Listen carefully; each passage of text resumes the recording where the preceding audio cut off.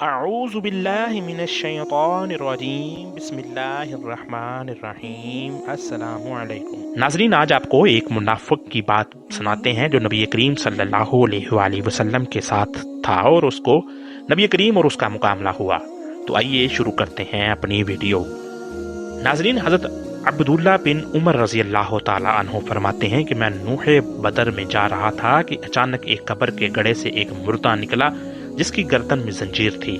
اس نے مجھے آواز دے کر کہا، اے عبداللہ مجھے پانی پلا۔ اسی گڑھے سے ایک اور شخص برآمد ہوا، اس کے ہاتھ میں کوڑا تھا۔ اس نے مجھے پکار کر کہا، اے عبداللہ اسے پانی نہ پلانا، یہ کافر ہے۔ پھر اسے کوڑا مارتا رہا یہاں تک کہ وہ اپنے گڑھے کی طرف واپس لوٹ گیا۔ حضرت عبداللہ بن عمر رضی اللہ تعالی عنہ فرماتے ہیں، میں نبی کریم کی خدمت میں حاضر ہوا اور سارا واقعہ حضور کی خدمت میں بیان کیا تو آپ صلی اللہ علیہ وآلہ وسلم نے فرمایا، کیا تو نے اسے دیکھا؟ میں نے عرض کی، یا رسول اللہ ہاں میں نے اسے دیکھا۔ نبی کریم نے فرمایا، میں نے اسے دیکھا۔ نبی کریم صلی اللہ علیہ وآلہ وسلم نے فرمایا، وہ اللہ کا دشمن ابو جہل تھا، وہ اس کا عذاب تھا جو اسے قیامت تک ہوتا رہے گا۔ ناظرین، نبی کریم صلی اللہ علیہ وآلہ وسلم ایک دن کہیں تشریف لے جا رہے تھے کہ راستے میں آپ کی اونٹنی گم ہو گئی۔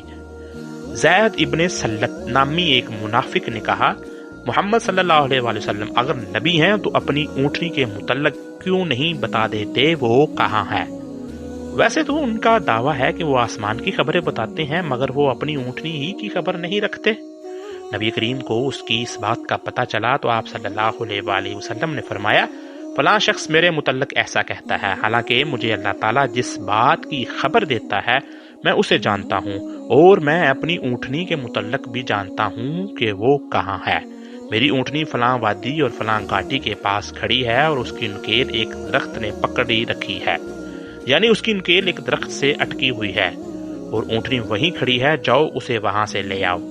چنانچہ نبی کریم صلی اللہ علیہ وآلہ وسلم کے صحابہ کرام کے اونٹنی کو وہیں کھڑا پایا اور اسے واپس لے آئے۔ جنگ فارس میں ایک قلعہ کو مسلمانوں نے گھیر لیا اور مجوسی اس کے اندر محصور ہو گئے۔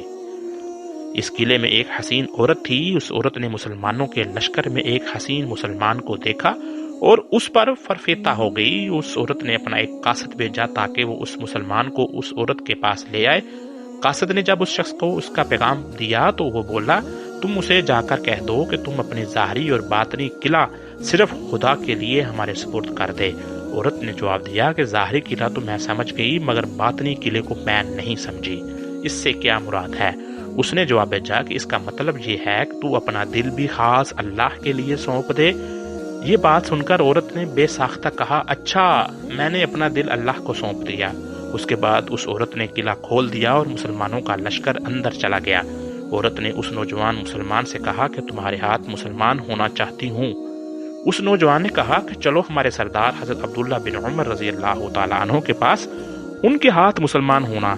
چنانچہ جب اسے امیر لشکر حضرت عبداللہ بن عمر رضی اللہ تعالی عنہ کے پاس لایا گیا تو وہ کہنے لگی، میں ان سے بھی بڑے شخص کے ہاتھ پر مسلمان ہوں گی۔ آپ نے فرمایا، میرے والد امیر المومنین حضرت عمر فاروق رضی اللہ تعالی عنہ کے ہاتھ پر؟